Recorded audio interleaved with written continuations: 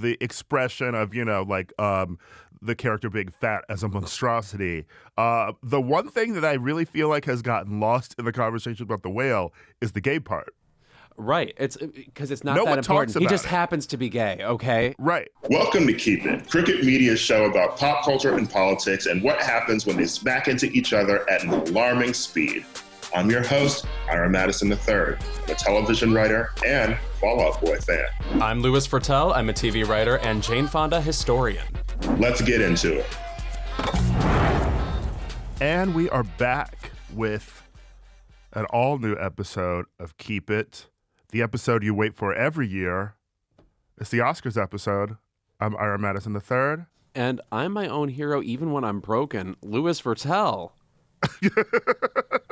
Little shout out to Lady Gaga. So I was backstage at the Oscars early in the day, and she showed up to do her surprise-ish performance, and she wasn't wearing any makeup, and she was hunched over.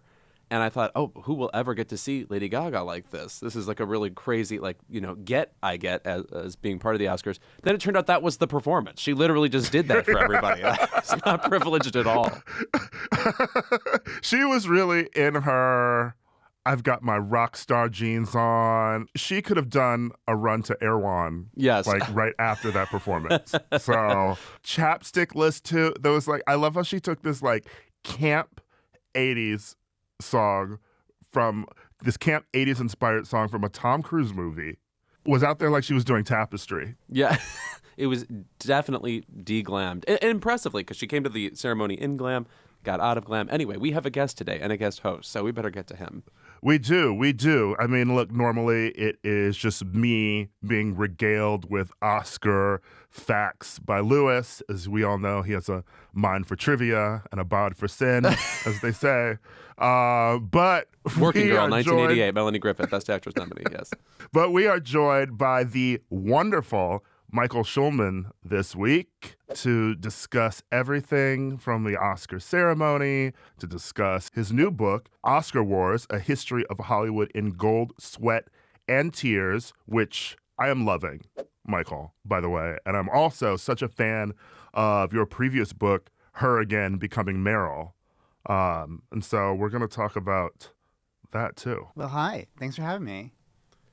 We were just talking about, first of all, I ran into Michael at the Oscars, which is where he belongs. I'm surprised you didn't disintegrate minutes after the ceremony was over. But it's a book where you talk about the famous and not so famous campaigns in Oscars history, namely when it's 1 and 2 people against each other. What has been the most fun Oscars campaign to revisit? What's the one you just enjoy talking about the most? Well, the chapter in the book that was the most fun to write and is kind of the most fun to talk about, and it's actually not about a campaign, it's about the 1989 ceremony. Oh, sure. With, Rob Lowe and Snow White and that kind of crazy, campy 11-minute opening number. So I devoted a lot of investigative journalism to how that came to be. And it's a really interesting story. I mean, it's really a story about this man, Alan Carr, who was this fabulously flamboyant gay man who produced Grease and La Cage aux Folles on Broadway, and more near and dear to my heart, Can't Stop the Music, the Village People movie. Oh, yes, directed by Nancy Walker of Rhoda fame, yes. Yes, and he just dreamed his whole life of producing the Oscars, finally got a chance to do it in 1989, and it just destroyed his life and his career. And I mean, part of it was, to me, it's like an Icarus story. He flew too close to that Oscar sun and then plummeted into the sea. But every detail about it is so just insane and over the top and 80s glitzy. Alan Carr was famous for wearing an array of designer caftans and had this fabulous house in Benedict Canyon where he'd throw, bacchanals for, Nureyev and he was known as the Glittermeister. And when he got his chance to produce the Oscars, he just decided, I'm going to put my name everywhere. Everyone's going to know that this is the Alan Carr Oscars. It's going to be bigger, glitzier, better, more glamorous. And then so when it failed, when it was this camp disaster, everyone knew who to point the finger to, because people don't usually know who produces the Oscars, but everyone knew Alan Carr. And he was just ostracized overnight. So, and there was an element of homophobia to it, because people didn't really say this, but they kind of felt like that was too gay. Yeah, right. Which is pretty rare at the Oscars because it goes gay. You know what I'm saying? Yeah. I mean, part of what I realized researching this is that, everyone calls that the worst Oscars ever. But if you just look a year or 2 years beforehand, all of the 80s ceremonies are all over the top and schlocky and insane. I mean, the year before, 1988, you had Pee Wee Herman presenting with RoboCop. Right. And Snow White's the problem, So I feel like there was the way we remember that ceremony and the way it sort of got immortalized as a fiasco. I sort of wanted to deconstruct it. That is valiant of you. I'm glad you did. Because when you watch it, it is baffling. Like, you're just thinking, what is it about Snow White in that moment that she needed to be a part of the 1989 ceremony? And if you haven't seen this opening number, it's incredibly infamous. But as you said, there's lots of infamous Oscar moments that people have totally forgotten about. One that comes to mind for me is Anne Reinking performing Against All Odds the 80s because they thought Phil Collins, the nominee, was not a big enough star. Like, what planet are we on already? And then you watch her perform it, and she gives it the, I'm going to call it gusto that the song deserves, but it's so over the top, you're wondering who, constructed the performance to begin with. The 1989 Oscars opening is one of the true campiest moments on television of the past 35 years that we have any memory of. It's in the tradition of something like Night of 100 Stars or something, which we used to get. Although this week, too, people were sharing the,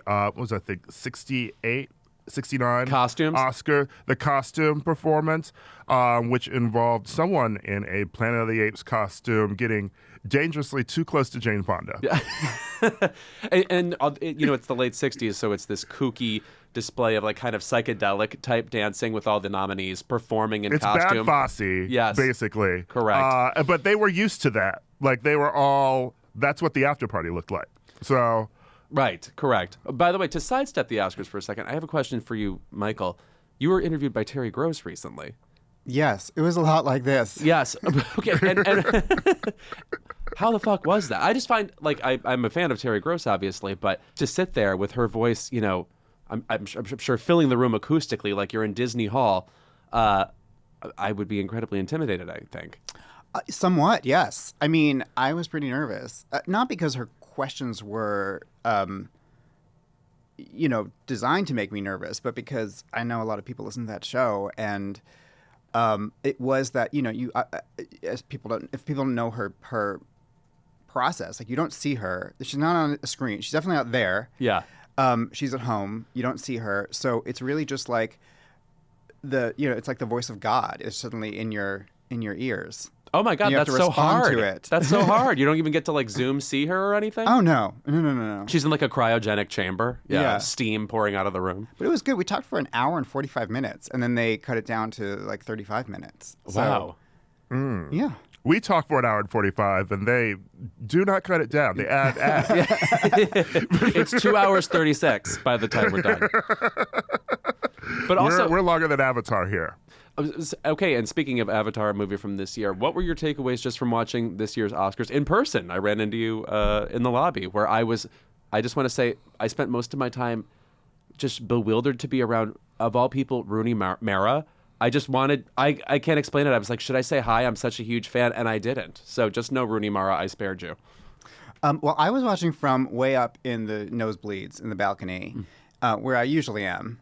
And it's really interesting. People have asked me, like, what's the biggest difference between watching live and watching on TV? You miss a lot when you're not watching on TV, and you especially miss what the internet is turning into memes and talking about, because, I got a text from my friend Dan in the middle of the show saying, I'm obsessed with Angela Bassett's non-reaction to Jamie Lee Curtis's win. And I was like, I don't know what you're talking about. I can't see any screen anywhere. I have no idea what resting bitch face she made. Or if the internet is like, if it's the biggest GIF on the internet right now, GIF, nobody knows.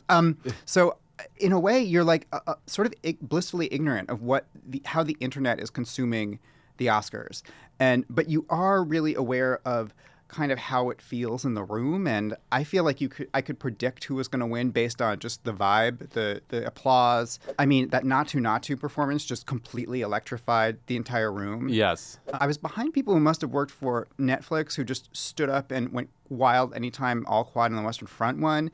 And then when that stopped and Everything Everywhere started winning everything, I was behind some other people, like 10 people who must have been connected to that in some way, like A24. So they all stand up and went wild.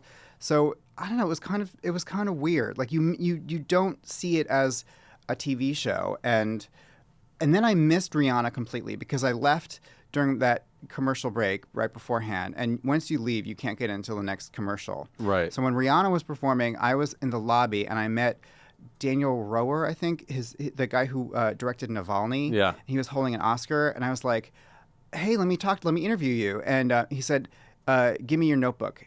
And then he took my notebook, and he took out a Sharpie, and he handed his Oscar to someone, and then he drew a portrait of me, like we were at a carnival or something. Wow. And handed it back.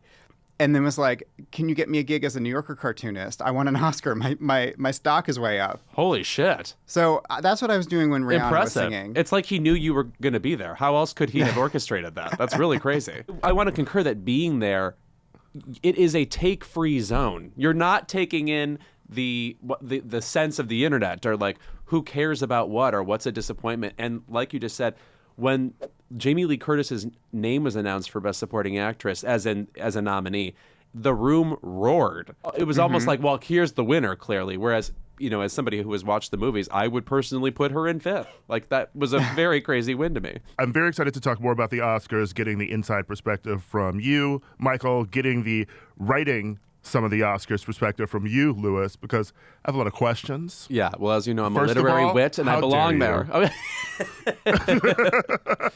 We're going to go long on the Oscars this week, but after that, Louis and I will be joined by the internet's favorite celebrity, Lukas Gage. I got a lot of questions for him, too.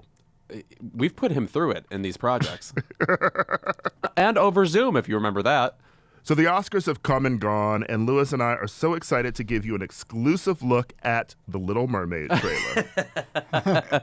Just a quick 4 minutes of your time. Yeah. So speaking of things that were different from watching it at home versus you two who were actually there, you did not see a Little Mermaid trailer. Correct. So all of these things that felt like they were sort of like in-show ads with people coming up to be like, well, here's the Little Mermaid, and like, here's this thing about Warner Brothers. That was only for the audience at home, and it segued right into the commercials. So what did you two see? Well, so they introduced those things, which we did see, and then they throw to it, it fades to black, and whoever is presenting goes, and for the people in the studio, you will now see a tribute to, in some cases, cinematography nominees or adapted screenplay nominees. Like, they had these arranged packages just to play for the audience. I had to correct the spelling on Darren Aronofsky's name in one of them, so I consider myself a cinema hero. But you're right, that was another thing that varied from the vibe at home, though it was nice to see. Like, you got to learn something about the actual nominees who are about to be on stage. Well, I have no idea what the Little Mermaid trailer looks like. Well, at least you were respectful to Darren Aronofsky when his movie wasn't respectful to anyone. It is a crazy 2-time Oscar-winning movie, though I will say something that people should have been on the lookout for is that when a movie sometimes wins the Oscar for makeup, especially if it's a movie where the makeup win is just for one character, really. Movies like The Darkest Hour or The Eyes of Tammy Faye or The Iron Lady. What we're saying is we believe in the illusion of that character, and that probably means we like that performance too. So you kind of could have predicted Brendan Fraser's win. I remember when the Whale won Best Makeup and Hairstyling. I'm pretty sure the announcer who talks as the person's getting up on stage said something about how the makeup allowed the character to express the full range of human emotion. And I was just like, there's really? none left. Yes. Imagine that. A big fat fake fat face that gets to be fully human with all of the emotions. A fake fat gay face. That's right. Gay is one of the human Imagine. emotions that was crucially expressed in this film. Wow. But I also want to point out that with the expression of the character being fat as a monstrosity, the one thing that I really feel like has gotten lost in the conversation about the whale is the gay part. Right. It's because it's not No that one important. talks He about just it. happens to be gay, okay? Right. Normally every year there would be another conversation about, look at this character, winning for like a queer role. Right. The straight actor. And that's sort of what this was. That's sort of why it also felt very Dallas Buyers Clubby to me too, It felt very much, I'm an actor, and I'm taking on this character, who's sort of just like, they're so weird, they're so interesting, and like, look at this transformation I've done. It felt a lot like that. And that's another makeup to Best Actor win, exactly what we're talking about. Did you have a favorite or least favorite win in the ceremony, Michael?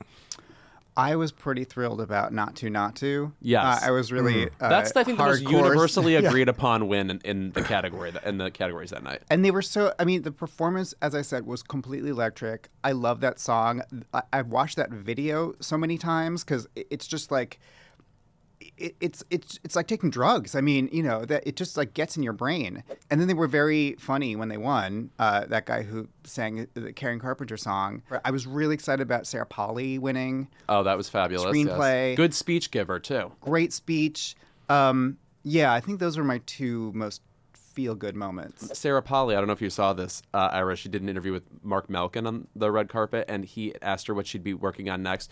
And she appeared to indicate that she was piecing something together about her experience campaigning and all the things she's learned while promoting Women Talking. So if we get that, and it sounded like an ensemble project, like Women Talking. So if we get a for your consideration type movie from Sarah Polley, I mean, like, all right, the Oscars, we did it. That's really exciting. I love her. I loved her look. Yeah. That night too, very Lydia Tarr-esque. Yes, like quite. Lydia Tarr's girlfriend. Yeah. Like one Who of hasn't her, been one of her burned wives. yet. Yes, right. One of her wives. The Not To, that one was so peculiar to me just because that song has been such a beast. The beast the same way, like the song from Coco was, or like something like that. But I'm just wondering what the disconnect was with the screenings or not enough people seeing it, because for me, I just feel like people love it so much. It's so much fun. I would have much rather seen like All Quiet on the Western Front going like head to head with this film. Yeah. And it's just very weird that it was only stuck in the song category and not anywhere else. And it's a one-of-a-kind film, too. When you're sitting down, you're not comparing it to anything else. The bombast of the movie and the ebullience of all the genres is exploring. I guess it would only be comparable to Everything Everywhere All at Once, which is a movie I guess we should talk about now because it dominated the Oscars really like no movie, God, in years and years and years and years, because if it had taken Best Actor too, which obviously it wasn't nominated for, that would be a different kind of dominance up there with like It Happened One Night and Silence of the Lambs, where it wins Best Picture and Actor and Actress and Screenplay and Direction, but that category was blanked. Well, there. wasn't it the first movie you know Oscar trivia way better than me, Louis, but wasn't it the first movie to win 3 acting categories and Correct. Best Picture? Yes, because the only other two are A Streetcar Named Desire and Network. And Network, right, Yes, which yes. didn't win Best Picture. Has anyone 4? So, no, No one's won 4 acting categories. correct. Yes. And has anyone won 4 acting categories and not won Best Picture at all No. or anything? No, Or- no, no. Okay, so this was a big record. Yes, yes. I believe the most nominees per movie is still 5, and we're talking about Peyton Place and All About Eve too. No, is that 4? Anyway, Peyton Place for sure. All About Eve had 5 acting Oh no, nominees. 5 because it's George Sanders. Yes, Bette Davis, Ann Baxter, Celeste Holm, Thelma Ritter. That's right. Yes. Anyway, Ira, how did you feel about Everything Everywhere All at Once dominating the way it did? Because I just rewatched the movie last night. Here's what I thought. I like the movie. Yeah. I'm actually like perfectly fine with its dominance because I don't hate the movie. Which is all you can kind of hope for sometimes. Listen, I don't hate it. It also wasn't my favorite of the year. Yeah. I don't even know if it cracks my top, 8. It's probably maybe around 10 or something. I really did enjoy it. I had a great time in the theater. I have criticisms of it. But as far as a Best Picture that was a crowd pleaser, that was fun to watch, that made a shit ton of money as well, like, it is sort of shocking because, not to bring up the bridge troll that is Ben Shapiro, who had a comment about, no one's rewatched like a Best Picture winner, since No Country for Old Men. It's like, no one's going to be watching this in 5 years. I'm like, this actually seems like one of the ones that people will be watching in 5 years. I feel like my timeline is awash with people bragging they've seen it 75 times. So they've already rewatched it. It's so popular that it's brought out sort of like the worst of film critics or wannabe film critics who just sort of have to go on very long diatribes about why they hate the movie that really aren't just a simplistic, I didn't like this or I didn't like this. They're like sort of like these existential screeds on like why the people who actually enjoy the film are the worst people in the world. It's like gotten to that level already. So it's interesting to see the backlash to a Best Picture film that I think is good, as opposed to, like a Green Book. Right. Which was, horrid. And also, I do think every time we get a Best Picture that is like, an agreed upon, well-made, with great performances, we are due for a Green Book in the future. So karmically, it will come back to us, I'm just saying. But what did you think of Everything Everywhere All at Once's wins? I liked the movie. It wasn't my favorite movie of the years, but mine I knew weren't going to win. Like my favorites were Tar and Triangle of Sadness. Hell yeah! So I had resigned myself. It's like you're hitting on me. You have to be careful. We're in close proximity. So yeah, I was not invested in those movies winning because I knew they wouldn't, and I thought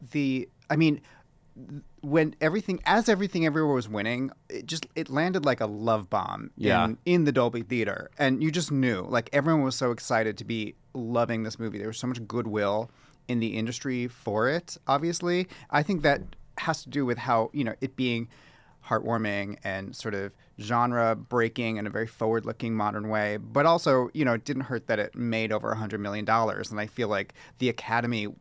In my New Yorker coverage, I called it the unicorn of the Oscars this year because, on one side you had the Avatars and Top Guns, these big blockbusters that, supposedly saved the movies, saved the box office, and then, art house movies that didn't make any money. And like Everything Everywhere is the one thing that isn't a franchise but isn't an obscure art house movie and just it has something for everyone. So it made a lot of sense. And then I thought all of the 3 acting speeches for the people that won were so good.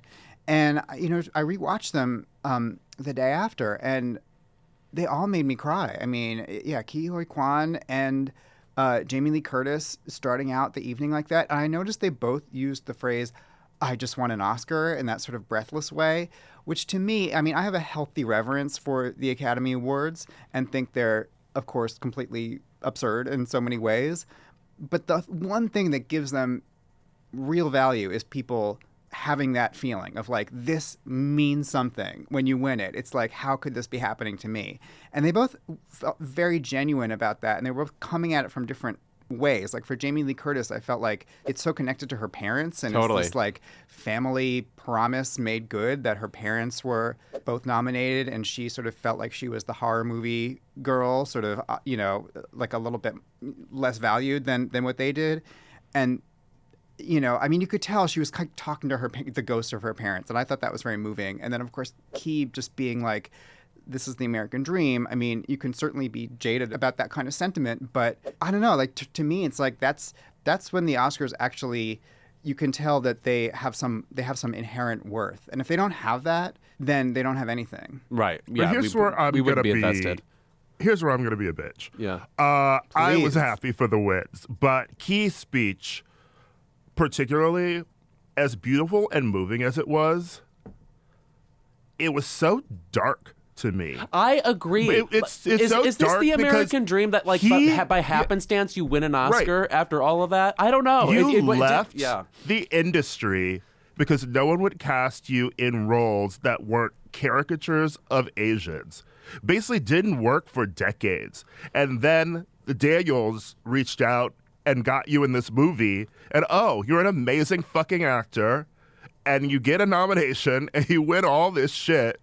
And now everyone's like happy and wants selfies with you. And it's just like talking about how like you're the light of the award season. And it's like, yeah, well, let's talk about the 20 years where you ignored him. Right, where he became like a stunt coordinator. Yeah. Yeah, and it's just, it just reminds you of that part of Hollywood where it's like, this is beautiful, and the Oscars, like, it's fun, and like it's happy to win that. But it also just reminds you of like, it's just sort of like sad side of like the industry and what it actually represents outside of like a heartwarming moment like that, right? Because I was happy for. I like Jamie Lee Curtis. Yeah, I really do. Oh, please, a great celebrity in addition to great actor. She is. You know, like even when she says something like off the wall and annoying, I can't help but still like her. You know, from her Beverly Hills appearance, from Activia to me being a horror movie stan. Right. You know, but True Lies. It goes on and on. Yeah, Yes. but the joy of feeling that was then the sadness of watching like Angela Bassett lose after having lost years ago, and realizing that when she did not win the Oscar for What's Love Got to Do with It, she basically then did How Stella's Got Her Groove Back, and then after that got no roles that were worth her acting. I always say, if you look at Angela Bassett's filmography, it's kind of surprising how few like banger movies there are, really. And she's had like no banger movies since like 98. Like, one of the definitive African American actresses of all time. I mean, she's played certainly a number of historic and iconic roles. I mean, there's not a person in a history book Angela Bassett has not played. You know, but even still, it's just like the movies aren't really there too. Like she's like, you know, like the fifth lead in Music of the Heart. You know? Yeah, Kiki's mom in Akeelah and the Bee. You know, like when I interviewed her for that fucking Netflix movie Otherhood. You know, like what are we doing with her? Right. She's stuck in Ryan Murphy's 911 ghetto. Yeah, mind you, that a good. There's some money going on in there. So, That's true. That's true. You know, but American Horror Story Coven was a much better use of her craft. You know, it's just sadness for that because Michelle Yeoh, I was happy for her to win too. You know, but then just the reminder that she is the second woman of color to win Best Actress since Halle Berry. You know, there's these beautiful moments, but then once, you know, like reality sets in, like it felt like a dark side of Hollywood. Well, it's the same with Brendan me. Fraser in a way, because his speech was all about how he had this, you know, facility at getting roles early in his career, and then it ended, and now he can't believe that he's back and he's winning an Oscar, which is, of course, heartwarming, regardless of, you know, the movie he's in. But then you think, okay, the reason his arc was like that was because he was, you know, groped allegedly by the head of the Hollywood Foreign Press Association, and he fell into a depression, you know, and now he's back because he, you know, it's like there was a really dark trajectory there that led to this, and it had to do with the people in that room sort of not you know, allowing that kind of thing to happen. Right. No, it feels like people were skirting around saying the word unfair. Like, you know, it's like it's unfair what happened to Ke Huy Quan or Brendan Fraser in these circumstances, and I don't think you can remedy that with an Oscar win, even though it looks like it, you know, something amazing and what we all want to happen, etc. And not like Jamie's career's been unfair largely, but you know, she gave that's sort of a different story.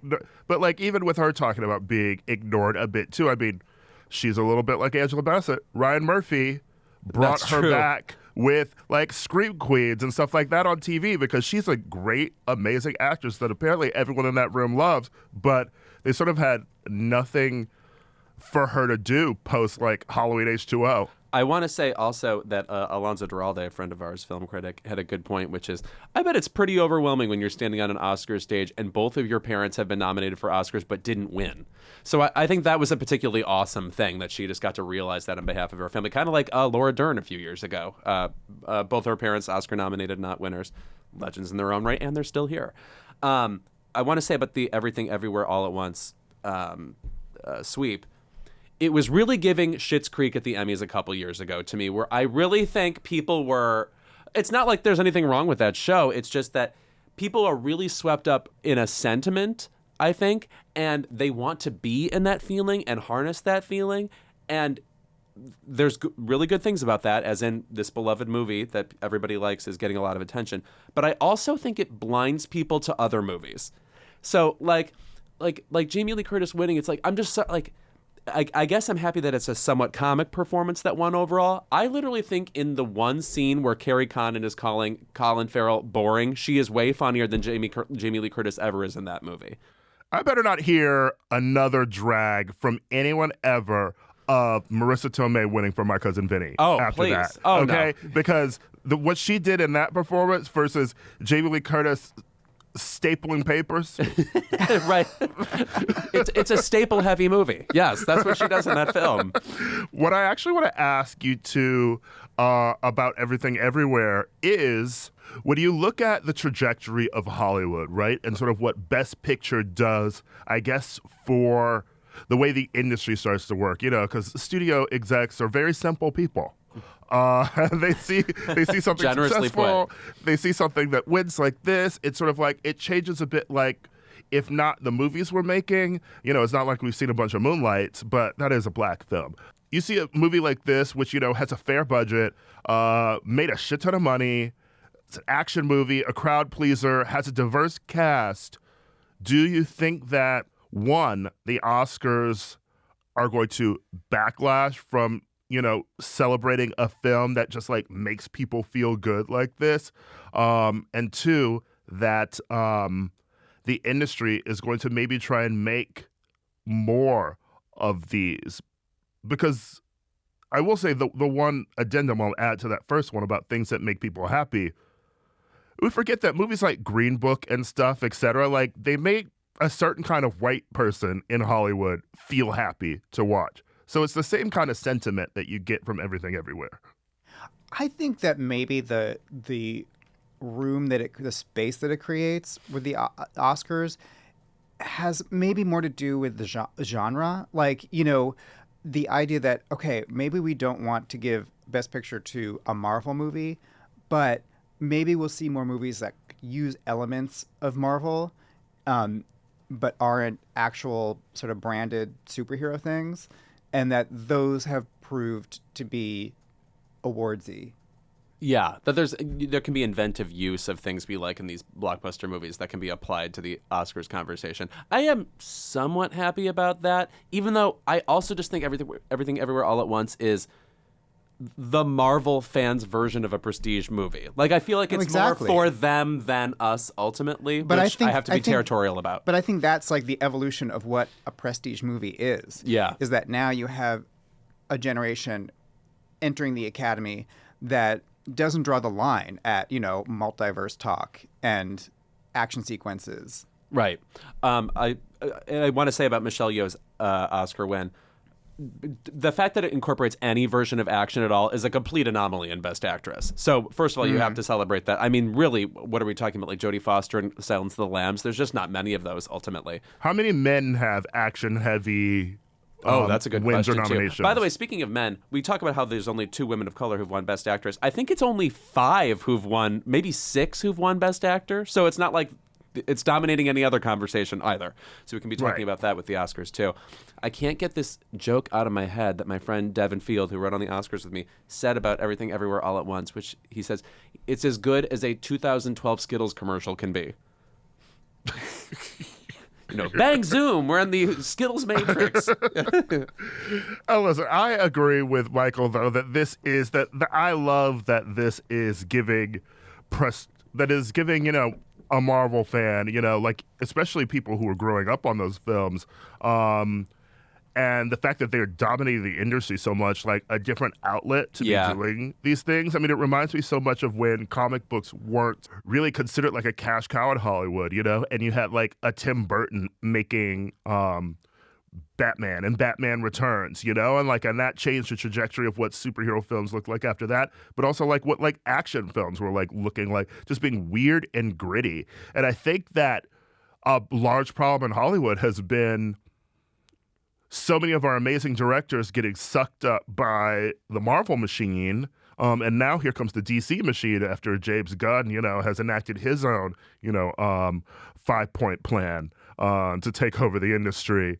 Wouldn't it be great that like now the industry could see like, oh, if this director wants to make like a fun, pulpy movie that can also get audiences in the seat, and that also might be like a fucking awards contender, let's give them money to do that instead of having them do, Fantastic Four 7.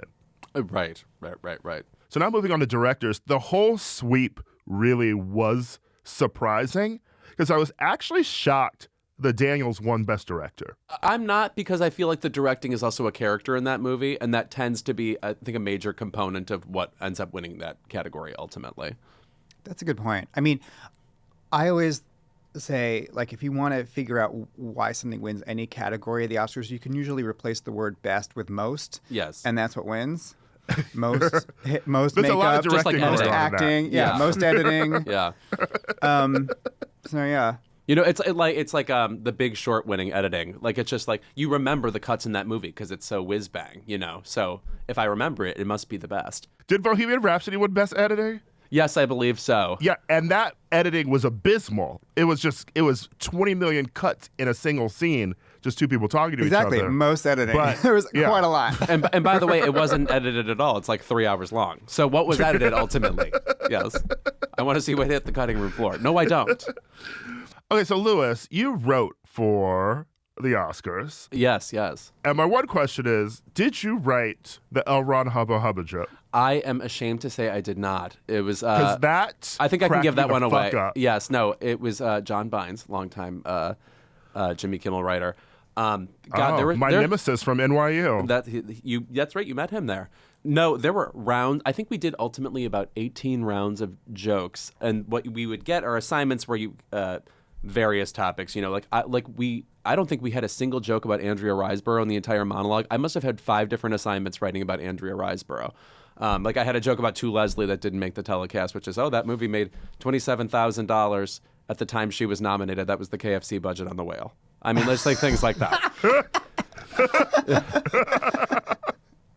But, it's just like there's not time for everything. Honestly, in terms of Jimmy hosting, I think it's probably one of the shorter monologues in recent Oscar history, which as much as I think he's hilarious and delivered all the jokes really well, that's also a good thing. I think people just like moving the ceremony along, and that was like a real credit to the ceremony ultimately. That we didn't spend a lot of time on any one kind of time-consuming bit or anything. In the past, how many weird things where we take one audience member's time and turn it into this giant bit, and maybe it pans out, maybe it doesn't. I really felt like it moved along. I'm obviously biased, but So I thought Jimmy was great, and I interviewed him for Oscar Wars about it ends with Envelope Gate. So I talked to him about that moment and how you have to obviously improv, like keep up with whatever craziness is happening.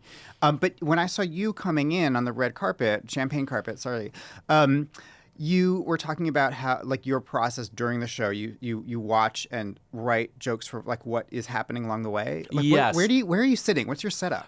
We were literally right on the stage, backstage. Let me put this in perspective for you sonically. When Lady Gaga was performing, I assumed it was going terribly because I could only hear the drums. Like, I couldn't even hear her vocal, so I assumed that meant no one could hear anything. And no, it just meant I'm next to the drums. So it was a real, like, cacophonous sounding backstage area, but like I was on the actual floor of the stage and stuff. Like I remember I was walking to the bathroom and I ran into Denai Guerrera as she got off stage because I didn't realize how close we were to the people literally performing the Oscars while we were sitting back there writing. Yeah, we were back there there were like 15, 16 of us huddled up back there waiting for, a pseudo slap to occur so we could write one-liners to it. But it was a pretty self-contained Oscars. Everybody was, on their best behavior. So, like, behavior. what's an example of something that happened that you had to respond to? This ceremony, I don't think we ended up having to write anything. But for example, it would have been if there was an unexpected victory of some kind, which I don't think we got this year. Like we prepared for most versions of what could happen. Like if Everything Everywhere All at Once won this award, or if Angela Bassett won Best Supporting Actress or whatever. So we did a lot of our job ahead of time. Really? Yeah.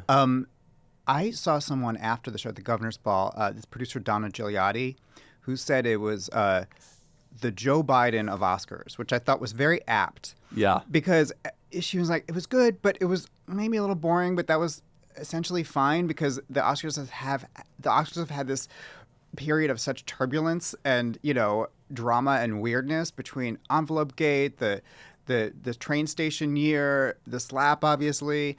And there was something reassuring about this sort of stateliness and pace and almost like everything going according to plan, to the point of maybe we're a little bored this year. That feels very Biden post-Trump. Right. I don't know if you saw at the end of the Oscars, after Jimmy gives the good night, he walks off stage and there's a sign that says number of Oscars without incidents 0, and he turns it to 1 and then walks away and gives like Cocaine Bear a high five. That was another interesting story. Cocaine Bear ended up being, because of a last-minute dropout, a writer on our staff, and he was fabulous. He did a really good job. Poor Elizabeth Banks sounded like she was going to pass away up there, though. I've never heard like laryngitis like that.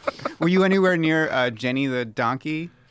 I was during rehearsals. I was, and man, that donkey was effing adorable. Like, you really wanted to give that thing a hug. Like, the fur is very velour looking. She didn't have any like diva demands, like Faye Dunaway as a donkey. Oh, I meant to say, did you see Jamie Lee Curtis's photo shoot that she did the following morning?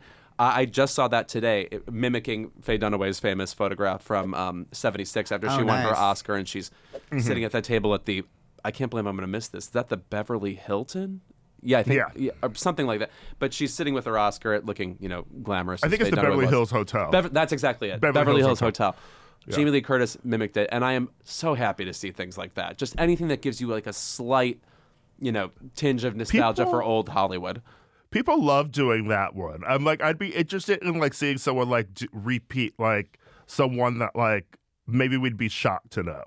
Was like, because I feel like everyone's done a photo shoot with their Oscar after they've won, but that's like the most iconic one, obviously.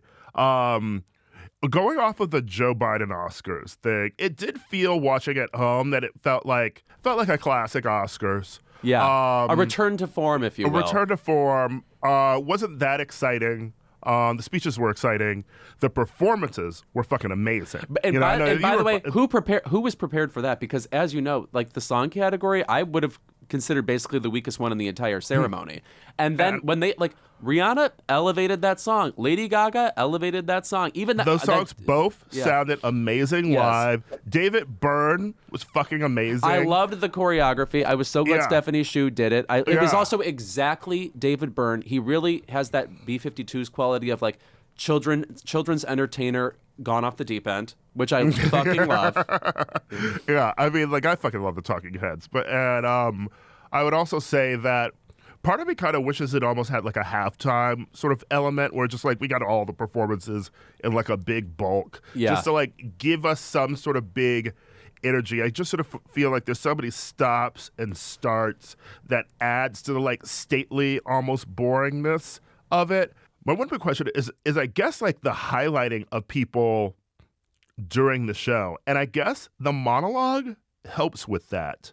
But, for people who don't always, I guess you assume that people are going to be watching the red carpet all day too, right? But if you miss some of the red carpet and you're tuning into the show, I was thinking about it this year. It's always very interesting to me, like, unless the actor that you really love wins, you barely see them during the ceremony. Right, or could forget that they're there, yeah. And so, and they're not presenters either because they're there to win, right? Correct. And so it's just interesting to me that, like an Oscars that wants to like be up with the times and have people tuning in for these stars and whatever, right? Like, if you watch that show and not the red carpet, you don't see Austin Butler at all. Yeah. You don't see Paul Mescal. You don't really see Cate Blanchett or Ana de Armas doing anything. There's no like Andrea Riseborough like moment referencing her thing. So I feel like that's maybe what the ceremony was missing for me, right? Like, that's a good observation. These people are nominated and everyone's talking about them, and it's a fight for whether or not they're going to win a category, right? And it's not just this Oscars. It just really feels like you get to the actual ceremony and then you see no interaction between any of the nominees, no highlighting of the nominees really, except for the moment where you're like, oh, and here's their clip, and then they win. And you're fucking crazy if you don't watch the Oscars to see like how Cate Blanchett is dressed, and you barely got to see that at all. And by the way, she was dressed like a Finnish first lady, which it was giving Tilda, which is kind of appropriate given that the only Oscar-winning Cate Blanchett movie that night was Guillermo del Toro's Pinocchio. Oh, right. Wait. who does Cate Blanchett play in that? She's the monkey in it. A monkey, right?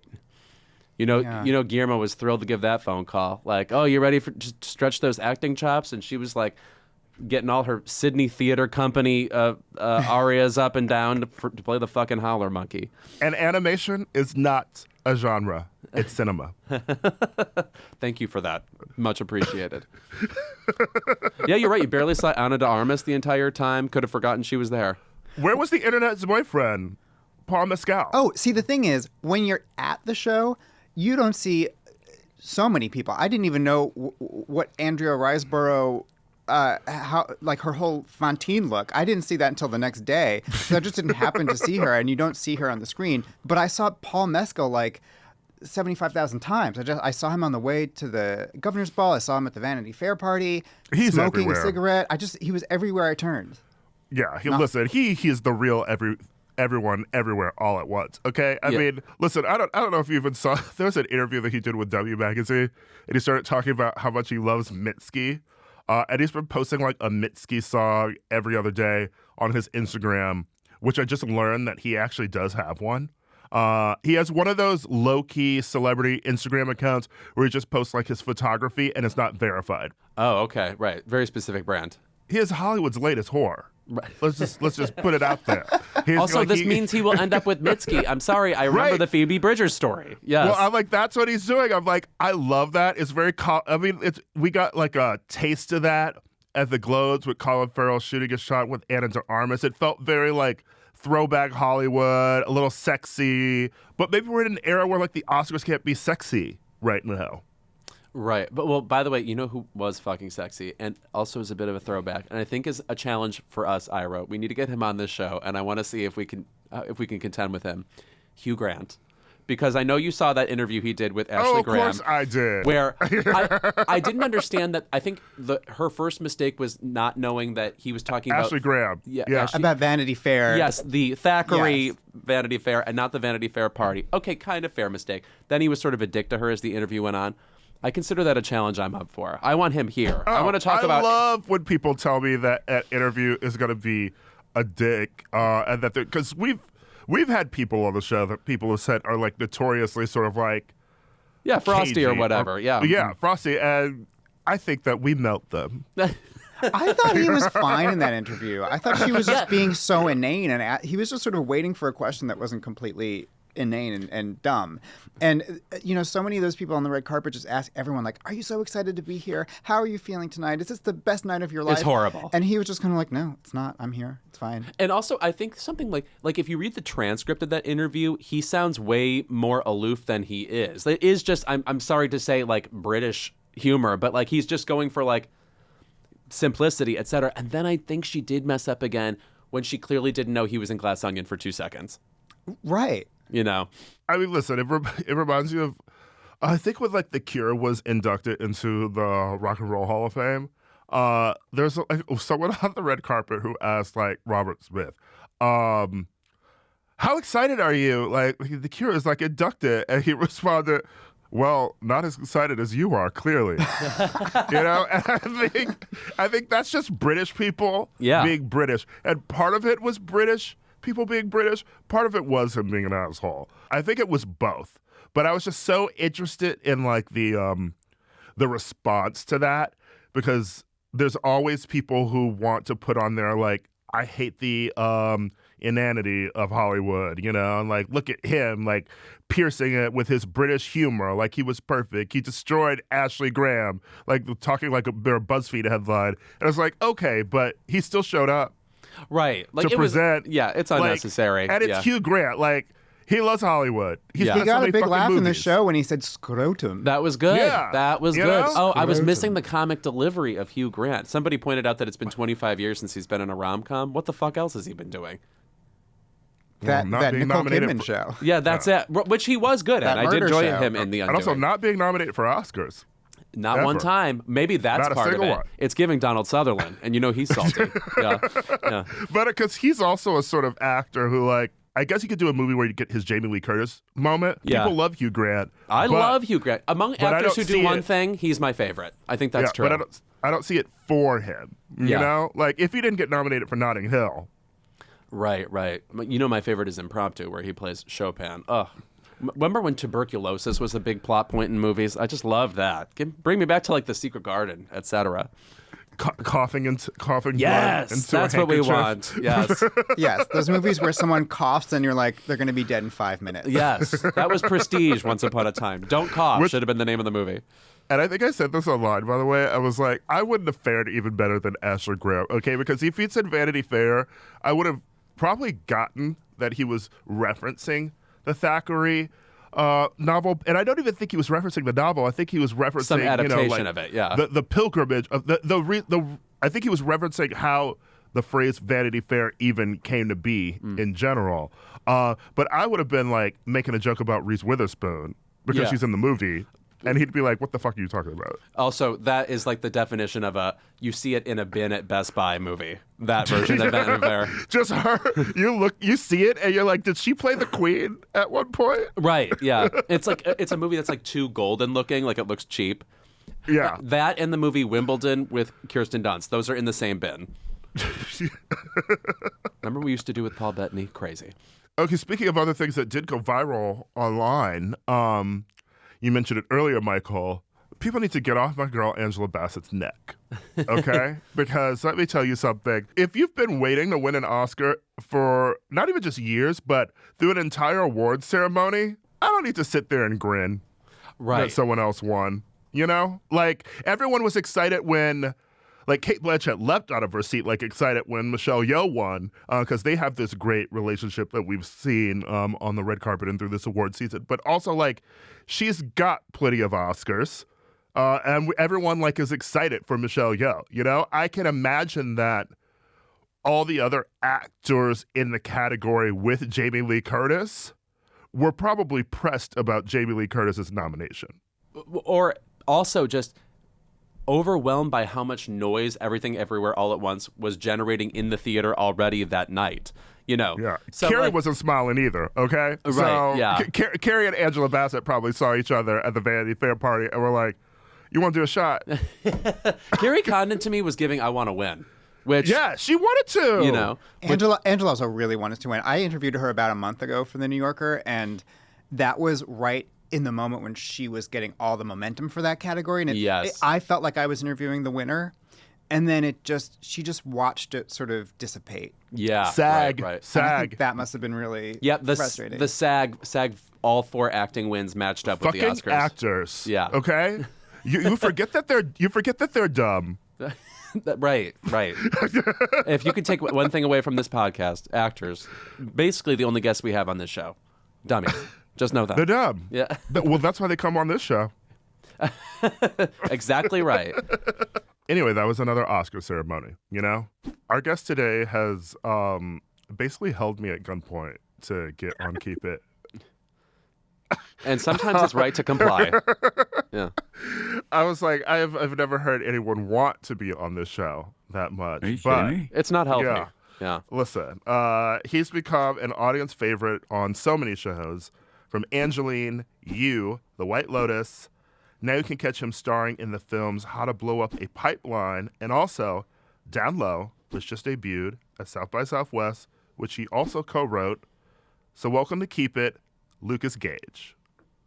Thank you for having me. And it's true, I only really listen to 2 podcasts. It's you guys and Seek Treatment. That's about it. Oh, I love Pat Regan. The most adorable giggle in podcasting. I'm gonna let Lewis kick this off because I feel like, first of all, I interview you every other week now. I know. I mean, from the cut to throwing axes together to interviewing me at your house years ago. I mean, it's just so coming full circle. Well, I will say, anytime somebody I deem mainly just an actor writes something, I approach the project with suspicion and even malice because I believe writers deserve to be writers first. So tell me what it was like writing this project and also what it is. I haven't been to South by Southwest. I haven't gotten to see it yet. Well, I'll just start with saying that I agree with you 100%. Thank you. I should not have sold this movie. It is the most insane script ever. I barely knew where a comma went before Phoebe Fisher, my co-writer, helped me after reading a lot of my scripts that never got made. But I agree with you. I think a lot of times people were very skeptical when they heard that I was writing, and I'm still skeptical and I'm still learning. And this was the first thing that was supposed to be a writing sample. And I think it was a perfect storm that just the stars aligned or something happened that they needed a script that was in one location and limited actors, and it was a COVID dream. And we sent it to Film Nation. We're paid to write this horror movie about a bachelorette party, and that was going to be too hard. So they said, "Why don't we just go with your writing sample?" And then this crazy baby came out of it. That's fucking rad. Congrats, Jesus. Thanks, man. Thank you. You co-wrote this with Phoebe Fisher. Yeah, equally as deranged. Yeah, and Ryder Doyle directed it, who I adore as well. So what was the whole what's it like debuting a film at South by Southwest? Oh my God, it's so nerve-wracking and scary but exciting at the same time. I mean, I think for me, I went in with the lowest expectations possible and was just expecting everyone to shit on it and tell me that I'm a horrible writer and a horrible actor. So any positive reviews. Well, I'm just expecting the worst. I'm just maybe it's the pessimist in me, or maybe I just don't want to I don't want to get let down. But I was expecting the worst, and there are some of those reviews. But then there are some reviews that the critics get it and love it and appreciate its unhinged insanity, and it was a joy. It was so much fun. I was just, I think, really relieved once it was done, because it was like ripping off a Band-Aid. I'm so proud of it. I don't mean to say that I'm expecting people to hate it, because I think it's great, but I understand why maybe it's a little bit, you're either going to hate it or love it. You're not going to feel in the middle about it. You're not going to be neutral on this movie. Like Charlie Puth says, you either hate me or love me. And I believe also, who else? You're just like him. How about that? I'm just like him. I'm just like Charlie Puth. Isn't that Carol's tagline? You hate me or love me, there's no in between. I thought you were going to say, isn't Carol's tagline, I'm just like Charlie Puth? That's actually Ira's tagline. Yeah.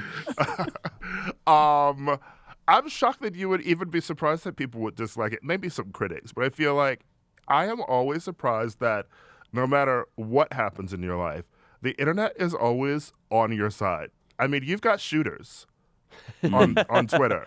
God, basically them. Anytime anything happens to you, a TMZ headline, anything, people are always like, leave Lukas Gage alone. We love Lukas Gage. Is it surprising to you that so many people just sort of go up for you?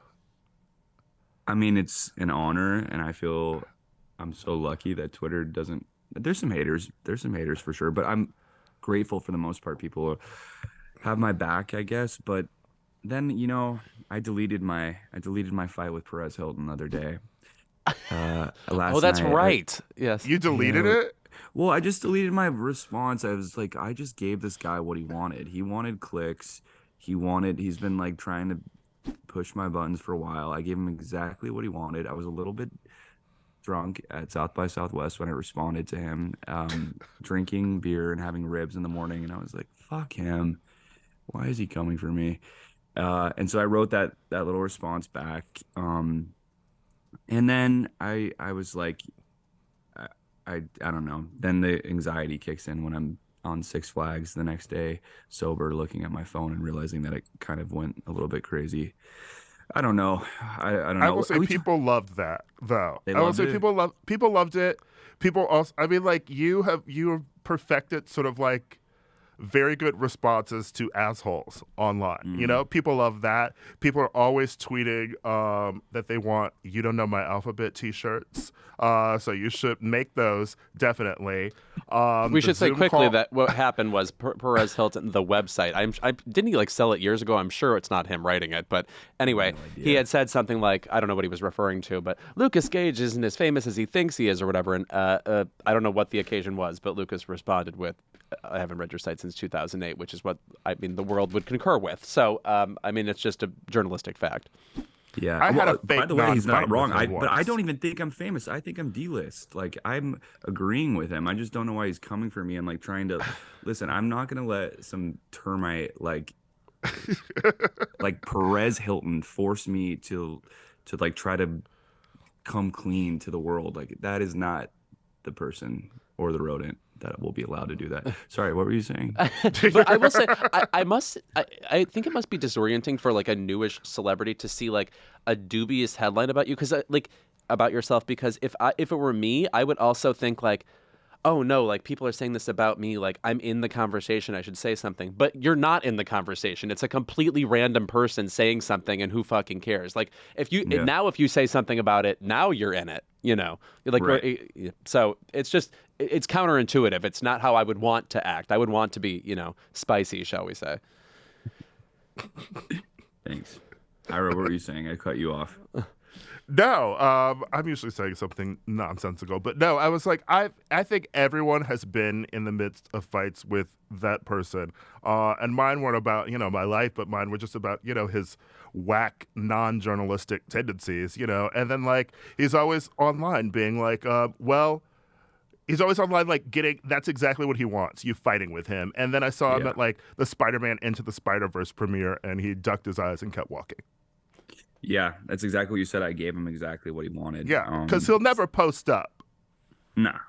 Oh, my God, I'd love to run into him in a Spider-Verse premiere and just have can you imagine me brawling Perez Hilton at a Spider-Verse premiere? It's going to happen.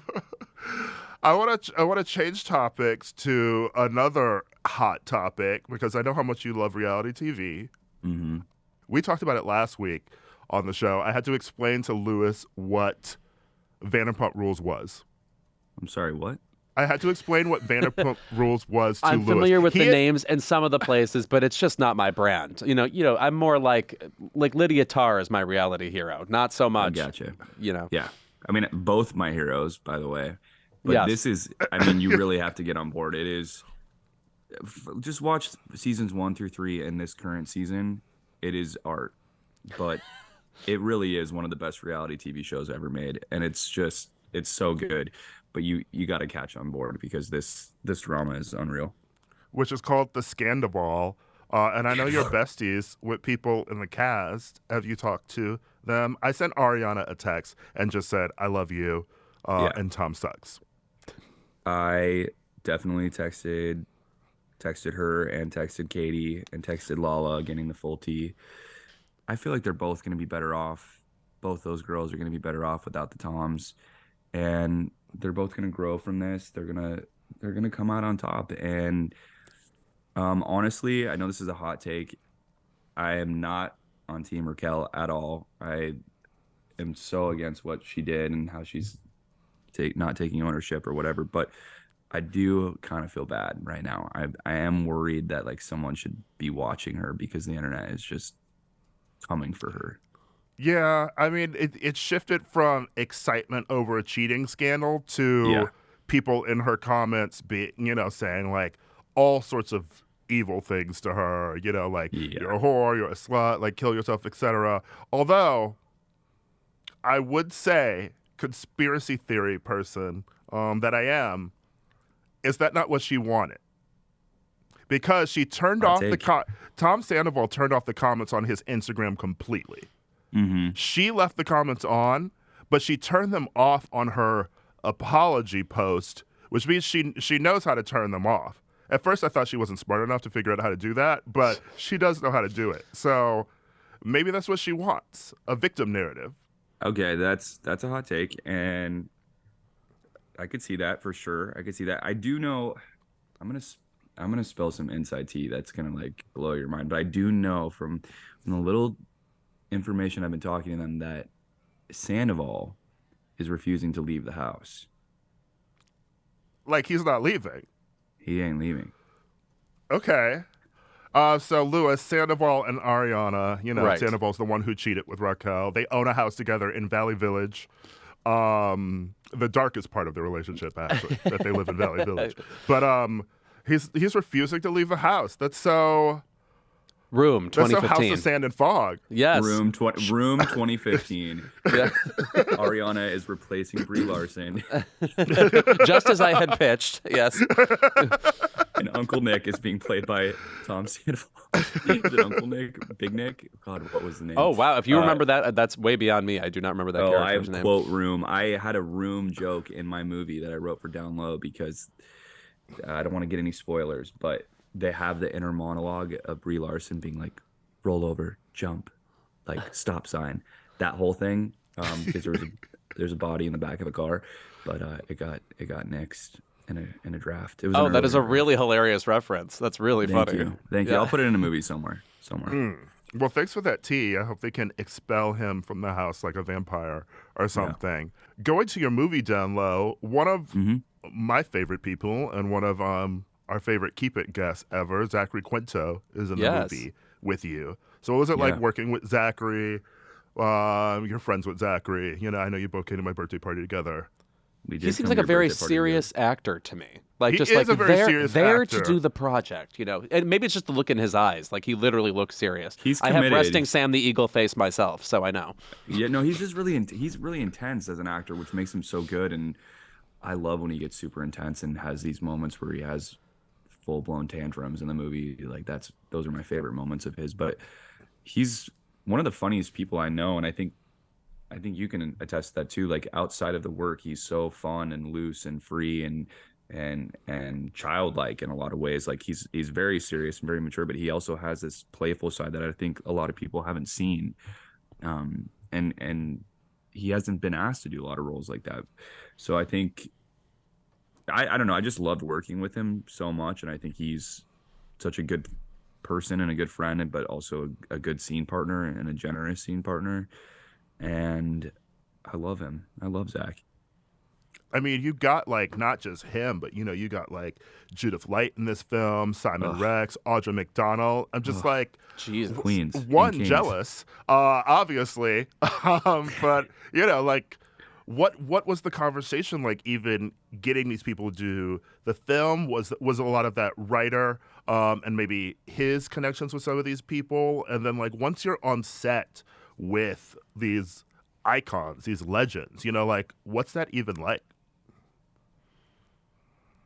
I mean, just going toe to toe with these icons, like you say, that I have idolized and seen in plays and movies, and just like the Simon Rex of it all that I idolized for just being a comedic genius for so long, just being able to go toe to toe to them with these words that I wrote with Phoebe on a couch at 3 a.m. is just like the most surreal, insane experience of my life. But I think it was, you know, half parts intimidating, but other half like a masterclass. And I was just trying to kind of soak in their process and watching them work. And just, it was an honor to be able to like do a scene with all of them. And they're also so down to play. Like each week we kind of had a person that was like Simon Rex week, Judith Light week, and then Audra McDonald week, and they all work so differently, but they're all so committed, so prepared, had every single insane dialogue that I wrote that maybe didn't make any sense off book and ready to go, and 100 choices in their back pocket. And Simon has become a really good friend of mine too since then, and just such a good guy, and I think he's like one of the best improvers I've ever. Is improvers a word? Yeah, we'll say improv. I like it. Yeah, he's one of Two the best V's. Yes. improvising actor. Yeah. There you go. I am a illiterate writer, as you can see. Also, I hope his movie Red Rocket does not like become forgotten. We had him on the show last year for that movie, and it was just. That would have been a great Best Actor win. A very unusual, rugged, hilarious, uncomfortable performance. Just like very, I was so pleased with what he brought to that movie, and I know he had a bit of a renaissance, but it didn't turn into a nomination. That's so annoying, especially when you bring up these other two actresses who I believe have more Tonys than like fucking Hal Prince altogether. Jesus 100%. Christ. To work with Audra McDonald, she's like my dream Keep It guest right now. I can't believe we haven't had her on the show. You got to get her on. She is unbelievable, next level genius. She has, I won't give any spoilers, but like this 4-page monologue that she nailed. In the first take we were like, okay, we got it, but then I think we only did one other take, and it was just one of the most perfect, nuanced. She's so still, and it's all just like bubbling up behind her eyes. sorry, I didn't even answer your question about how we got everyone on board. I'm just going on a tangent about how obsessed I am with everybody. But Zach, I had begged him to do it, and he was on board. He was able to get Judith Light on board. I was really advocating for Simon Rex and Audra McDonald, and when Film Nation, who had worked, who was the people behind the film, had connections with both of them, and I think actually Glenn Basner was the one who, because Red Rocket hadn't come out yet when we were filming, Simon Rex was on a list, and he was the one who was like, oh yeah, we just did a movie with him. He's actually really great, and I think he might have a moment coming up soon. So no one had any idea that Simon Rex was about to blow up the way he did. To switch topics to, of course, The White Lotus for a second, I was just thinking about the conversation about your character that season and just how incomparable, like how many other actors don't get the chance to like have people be intrigued with you and your character from week to week. Like we've only had a few, like Mayor of Easttown, Big Little Lies, and now The White Lotus, where every week I'm wondering, what is that character going to do? Are they the bad guy? Are they nothing at all? Whatever. And what was it like being caught up in just people wondering what the fuck you were doing or what happened next? And then, of course, you know, the first great ass-eating moment on TV that we've ever had. Maybe the last one. I don't know. Do we deserve more? I'm not sure. That's girls' erasure. That's okay. That's true. I feel bad about that. I do feel bad about that. Like that. Yeah. God, I just rewatched all of Girls recently, and it holds up. God, it's so good. Yeah, I mean, it was just, I am so pleased and so happy for Mike White because I've been a fan forever, and I was just hoping that the world would get on board, and I'm not surprised, but I'm happily pleased with the outcome of the show, how big it became, how massive people were on board with that show, and just being a part of it and being able to act with Murray Bartlett, Jennifer Coolidge, Molly Shannon, like that was just a little girl's dream come true. Yeah, I'm going to say the exhilaration level of that show, I mean, like nobody could have anticipated that. Like a brand new show. I'm sure that was just like almost exhausting how obsessed people were with it. I mean, I loved it. I was just so happy for everyone involved. And I have such a minor part in that show, but just to be a part of that show and be on board with it was like, I just remember when that script came out and I was just fighting for anything to be a part of it. I knew it was kind of like the same thing with Euphoria. Like there's these smaller roles, but I'm like, I know this show. I know the creators behind it. I know the writing, the cinematography and the directing is going to be so unbelievable that I would be an idiot to not be a part of it in any way possible. And going from a show that debuted, you know, as you were on it, to joining a show when it's a monster, massive hit. You're on this season of You. What was that like, joining that? I mean, we talked a bit already, you and I, about you having to do a golden shower scene. But now it's out, and people have actually seen it. What have the responses been to that? And, you know, the fact that you were always doing some crazy sex scene I'm going to say, if anybody was prepared for this, it was you. Yeah, I was the one to do it. It's in my writer. Like, it's on my resume now. If you need someone to do an insane sex scene and has no shame behind it, just hire Lukas Gage. Again, that was a show that I was a fan of, and one of the first shows I'd been on that I'd watched before, like because Euphoria, White Lotus, that was the first season. So this had a little bit of an adjustment curve of being like, oh, that's Penn Badgley, and I'm waiting for his inner monologue about how he wants to kill me, and I'm a super fan, but like you got to be present and stay on your character and just listen to Joe or Jonathan this season. Yeah, I mean, I when I got the audition, I think it said something like nudity, partial nudity, or some sexual situations, and I was just like, I want to be a part of the show. I also thought, okay, it's Netflix, it's You, it can't be that insane. Although I was very surprised by the dick that we got this season on You, season 4. Good for them. Yeah.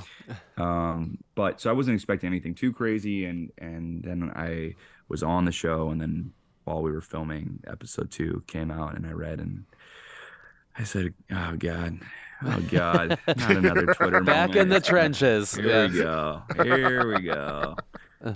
Have there been memes yet? I don't know. I think there's been a few, but nothing too crazy. I just think everyone hates my character so much in that show and wants me dead. Rightfully so. He's so annoying and so obnoxious, but I love him.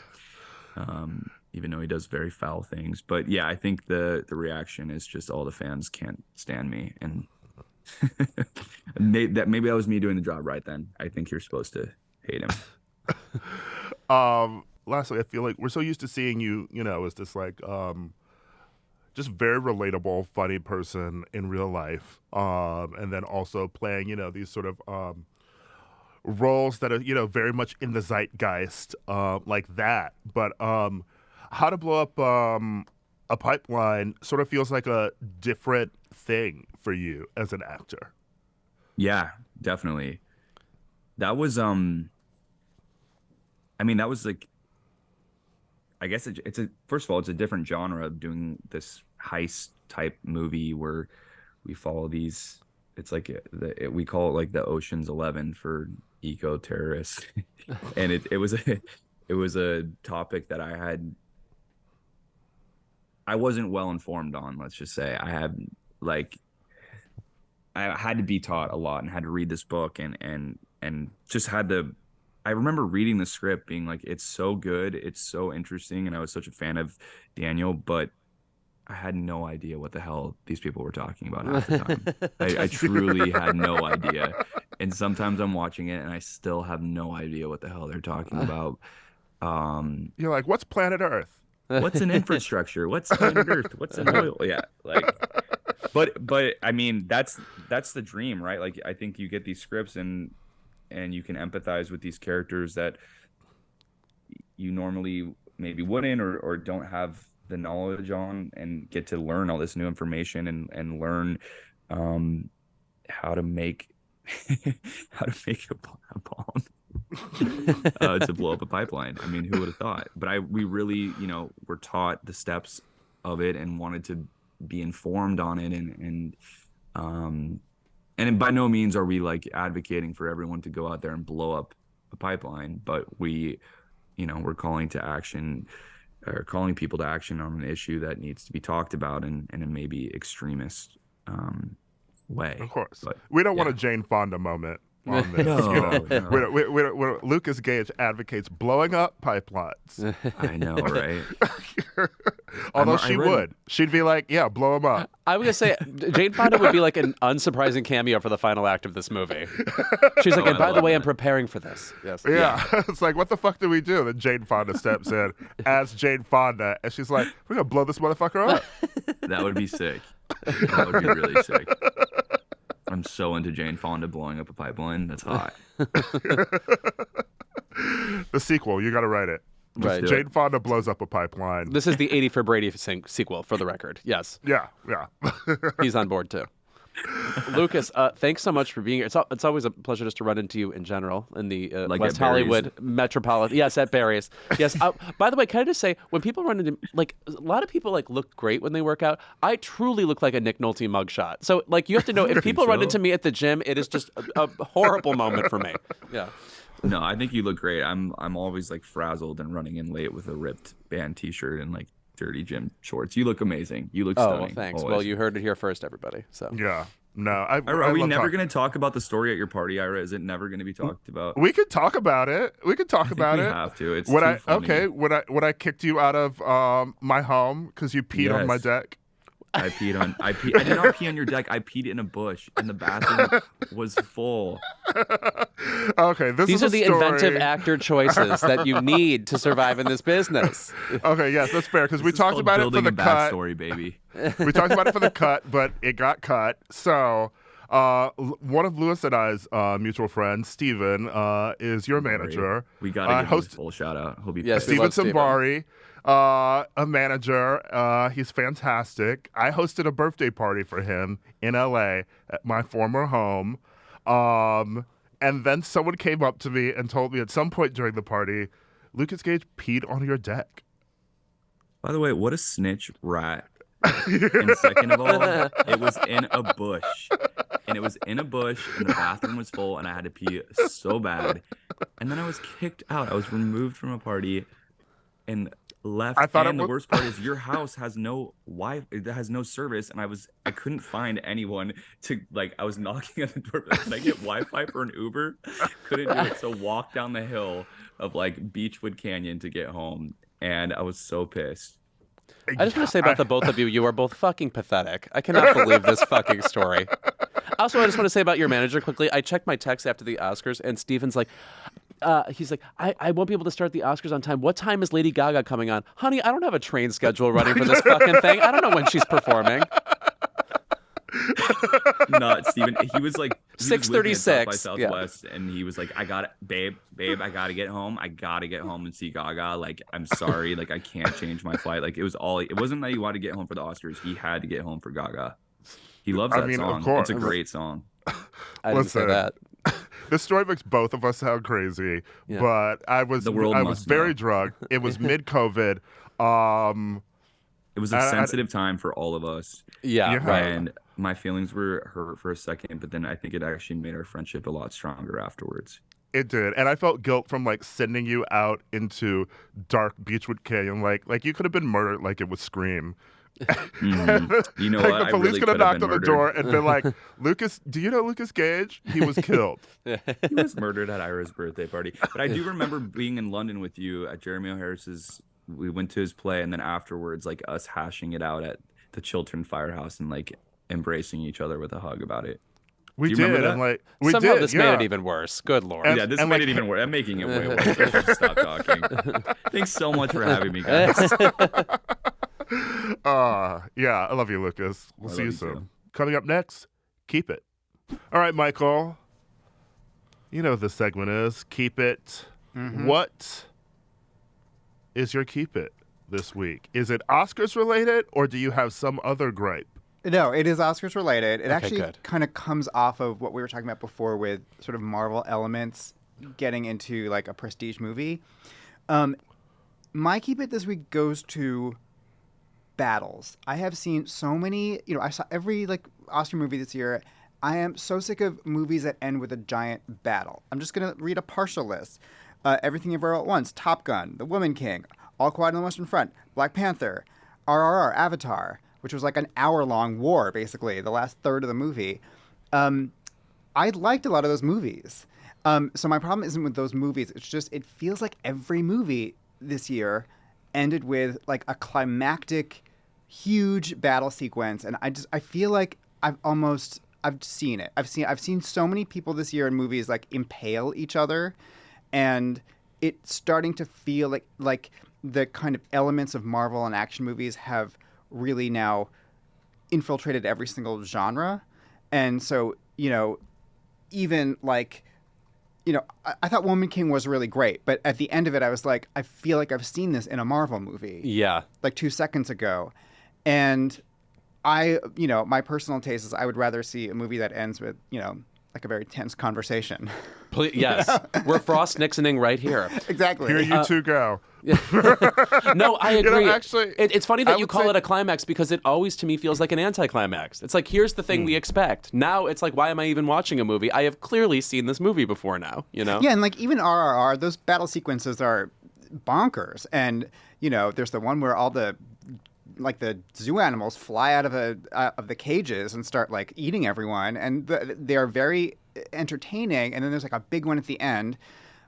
But I had sort of climaxed, 2 hours before that watching Naatu. Yes. Give me a musical number. But it's like that same rhythm of like, okay, we're in the third act. There's going to be an insane battle sequence that sort of defies physics, and you're going to be happy about it. And there's a winner and a loser. Yeah. Can I say I actually prefer the old school sort of like not even like war movie, but like war battle sort of movie where it's like you have the big fight or whatever, but this isn't, this is maybe my version of like a tense conversation at the end. You have the main protagonist and the antagonist, and they have their unfinished business at the end. And maybe that's a fight, maybe it's whatever, but it's not as bombastic and Marvel and big like shoot 'em up as everything. I feel like The Northman ended in a fantastic way this year. It was just him deciding to stay, and fight Polonius. And then ascending up into the heavens, you know, like something like that. It felt at least a little bit different.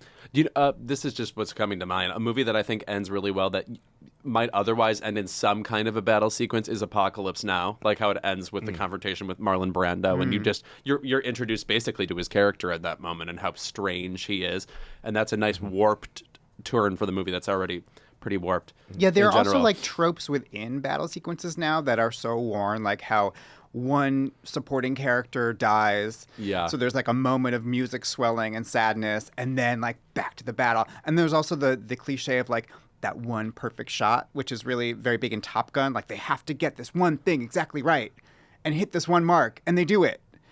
And it's like, okay, they did it. Yeah. Bullseye. I knew that was going to happen. Yeah, imagine if that didn't happen, right? Yeah. No, that's sort of something I hated about Top Gun. Like they're setting up the stunt of what the plane has to do from the beginning, like it's like a gymnastics move that's never been performed before. Like if she doesn't land on both her feet, we're not going to win, or whatever, you know? Right. Yeah. I mean, that's just Star Wars. Right. Yeah, that too. That is just Star Wars. Just blow it up the Millennium Falcon. No, sorry, the Death Star. Ugh, imagine if the Millennium Falcon got blown up. Yeah, you're falling apart over there. I'm feeling like Chrissy in a Three's Company this week. You're exactly right on the phone. I'm just on a set with my phone. Yeah, I'm hey guys, what I'm Joyce wacky things did you DeWitt get up with to her. this week? I'm Joyce DeWitt with her hard bob, waiting for you to fucking leave. Yes. Does that mean I'm John Ritter, or can I be That's Mr. you. Roper? Yeah, I just easily dropped by both. for fun. Yeah. You're giving me any. I think they both won Emmys, so either is acceptable. All right. Yeah, Don Knotts, I think, won a ton of Emmys, at least for his earlier show. Anyway, He won 6 for Knots Landing. This, not the same knots, you know it. My keep it is two-pronged this week. One, keep it just to people who ask me if I quote unquote punched up the RRR speech because he referenced the Carpenters in it. Simply not how the Oscars work. They don't like reach out to the staff of the Oscars asking if you can help us. Is there any faggot backstage who knows Karen Carpenter? We want to reference her. That was and such they're an like, that girl. That was such an adorable speech, by the way, because Yeah. him bringing up the Carpenters, not just a surprise to me, a surprise to everybody in the room, and then for him to do his speech to the tune of "Top of the World," come on, utterly adorable. I've never seen anything like that at the Oscars. That was great to see. And then the other keep it, I'll say as an Oscars fan, unfortunately, keep it to the In Memoriam, which left out Anne Heche, who is just a definitive late 90s movie star in lots of famous movies. Do you know what I didn't know about the In Memoriam until it was confirmed to me the other day, even though I think this is just public knowledge? If you win an Oscar, you're automatically in the In Memoriam. So that pushes so many people out of the package, ultimately. Like, they can only have so many, in the show. But it's like, not to be a dick, if I'm choosing between Anne Heche and Kirstie Alley, who got into it, I might have gone Anne. I do enjoy guessing beforehand who's going to get the final slot. And I will say I did absolutely guess directly. As it was happening, I leaned over to the person next to me and said, Walter Mirisch. And there he was. I was very surprised. So you really beat me on that one. Because I know my Academy history. He was a long-standing president of the Academy in the 70s. Right. But you would have thought Angela Lansbury still would have cleared that, right? Anyway, you didn't. You beat me. I don't think enough people laughed at it, and maybe it was different in the audience. But I did like the Robert Blake joke.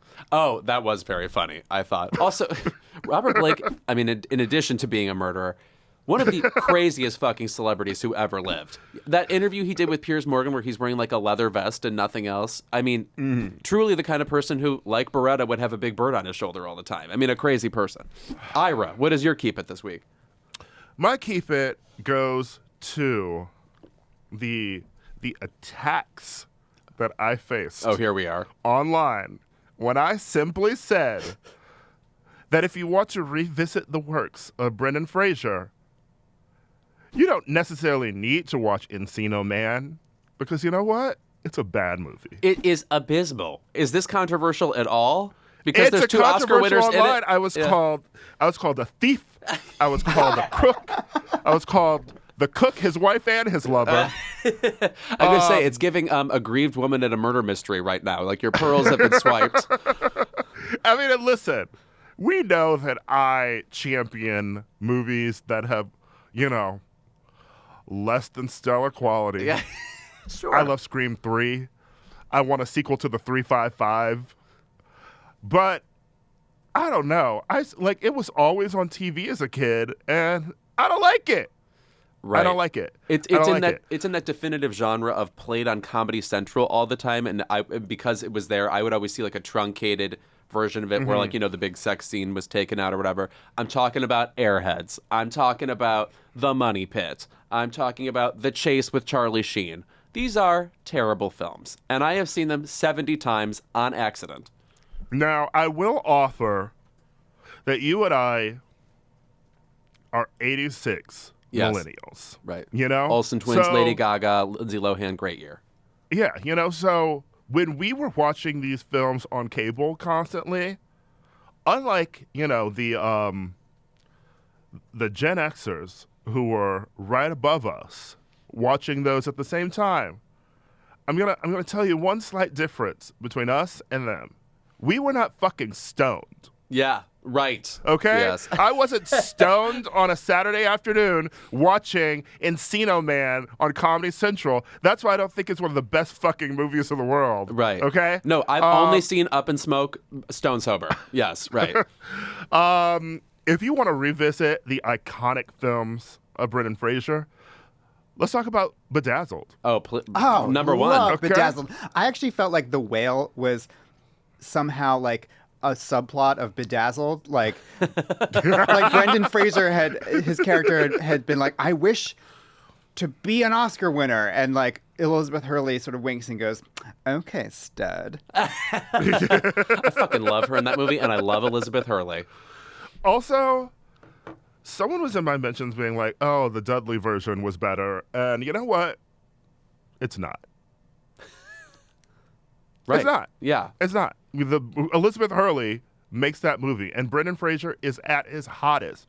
And if you want to watch Brendan Fraser in another hot role, George of the Jungle. Please. That movie I will recommend. Okay, I don't even remember the plot. Right. No, I remember watching Cartoon Network at the time thinking they better get this adaptation right. I hope they get all these historical details down on the screen. This is an important document of jungle times. The way I used to have my own double features, I feel like I used to back just watch George of the Jungle and Jungle 2 Jungle. Oh, wow. Which I would rarely put them in the same cinematic universe, so brave of you to do that. Listen, a Tim Allen classic, okay? Yeah. I love Jungle to Jungle. And then Jungle Fever, the full trilogy, yes. I dare you. Otherwise, I think The Scout is funny-ish. Yeah, it's all right. And then you have School Ties, which is an actual good film. And people suggest it to me, Mrs. Winterbourne, which I unfortunately have not seen. I have definitely seen that movie. It's okay. I remember believing in the prestige powers of Ricky Lake. I remember that moment in time. Sure. Gods and Monsters is a great film. Oh, that's his best movie with Ian McKellen, Oscar nominated, of course, and Lynn Redgrave too. Yeah. And we don't even need to mention The Mummy, and The Mummy Returns, because those are already on the Criterion Collection. No, So. I'm like freehand drawing Rachel Weisz like a crazy super fan all the time. I'm constantly thinking about her. I truly feel like she, as hot as he is and as much as we love him, I feel like she's the reason people keep talking about the Mummy movies. And then, of course, Michelle Yeoh is in the third Mummy movie with Brendan, which is very bad, but they're very good in it.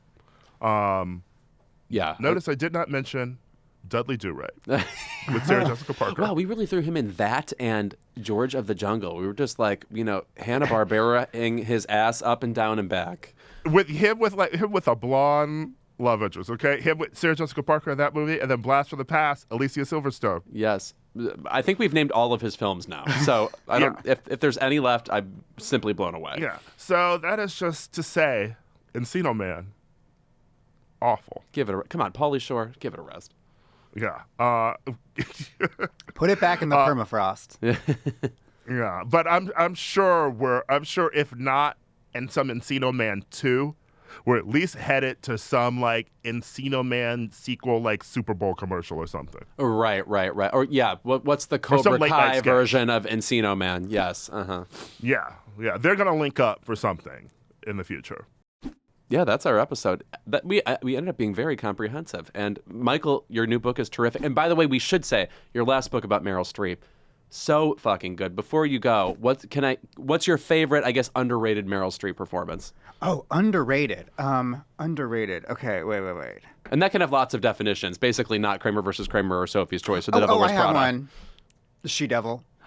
I think She-Devil is essential to understanding Meryl Streep because it's the rare movie where that role could have been any number of comic actresses at the time. You can picture Bette Midler or Goldie Hawn or whomever, and she is unbelievable at it and so funny. Yeah, and that was the point of her career where I think where she was just like, you know what, I'm 40, I'm funny, and I'm sick of doing these accents and these dramas, and why not the hell just play Mary Fisher and She-Devil? I was so obsessed with that movie when I was like 13 that I actually read the novel She-Devil, which is incredibly dark and disturbing. Oh, wow. Did not know it was an adaptation. All It right. sure was, yeah. And I also loved that there was a moment in history where Meryl Streep was the second, billed actress in a movie starring Roseanne. Yeah, right. She is third billed. I would put her beneath Ed Begley almost. Right. Yeah, so. And unfortunately, Roseanne is awful in that movie. She is not good. It is a very sullen Roseanne performance. It is like one of her worst performances. We revisited that on like the show maybe a year or so ago. And she's just like Meryl is the bright spot of that movie. It's like Roseanne and Ed Begley. I'm like, what the fuck are y'all doing? And it was also movie? a real it set her on the road to Death Becomes Her, which I also think is very important. If it existed for that reason alone, that Dianu, that would have been enough. I would say my favorite underrated Meryl performance is Defending Your Life. Oh, come on. Albert Brooks, Meryl Streep, so fun. I just love the age of a concept comedy. Maybe that new Jennifer Lawrence movie is kind of a concept comedy, but it just feels like a thing of the past in the way where it's like, it's like guess what these two weirdos are up to. Yeah, Cameron Diaz, right. Yeah. I mean, listen, we could do with more comedies like that because I think we've said before on the show, the main problem with comedies now, they're not funny. How about that? It's just people in light situations. And I'm already in one, yes. So, Michael, thank you so much for joining us. Thanks for having me. This was so much fun. Yeah. And thank you to Lukas Gage for joining us as well. This has been Keep It. We'll see you next week.